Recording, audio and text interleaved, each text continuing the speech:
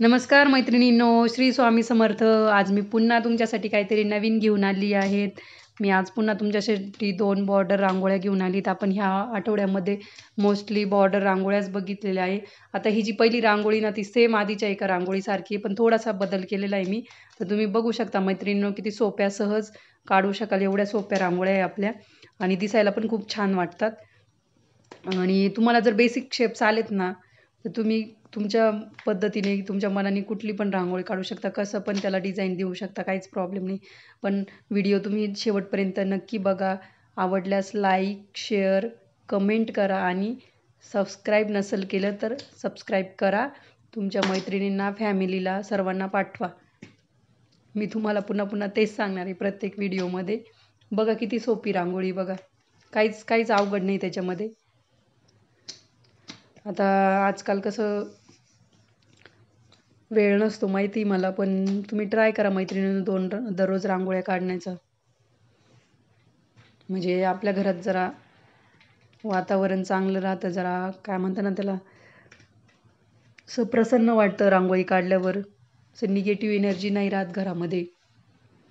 मग आता हे ज्याचा त्याचा प्रश्न आहे की मानायचं की नाही. आपण कोणाला जबरदस्ती तर नाही करू शकत. आणि आपला हळदी कुंकू कलर टाकून घेतला आहे. अशा पद्धतीने आपली पहिली रांगोळी पण होत आली मैत्रिणींनो, बघा तुम्ही. आता मुलांना सुट्ट्या असल्यामुळे जरा सगळी कामं घरी निवांत चालू असतात.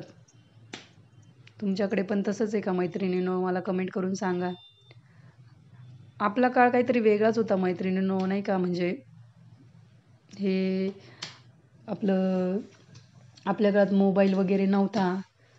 त्यामुळे आपल्याला सुट्ट्या वगैरे असल्या का आपण कसं शेतात वगैरे काहीतरी अशी ॲक्टिव्हिटी असायची आपली. काहीतरी असे बसल्या बसल्या गेम खेळायचे.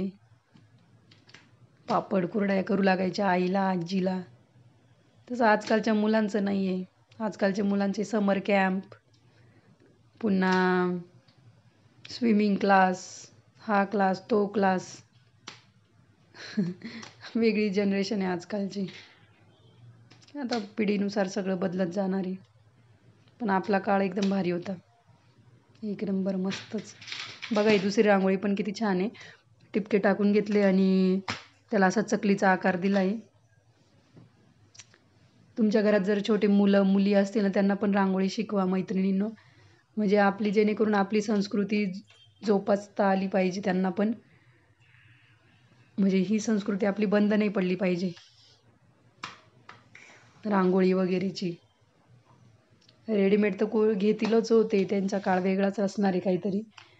पण त्यांना पण स्वतःची काहीतरी कला एक तयार होईल त्यांच्यामध्ये. ही आपली दुसरी रांगोळी पण तयार झाली. बघा तुम्ही किती किती सोप्या सुंदर रांगोळ्या आहेत.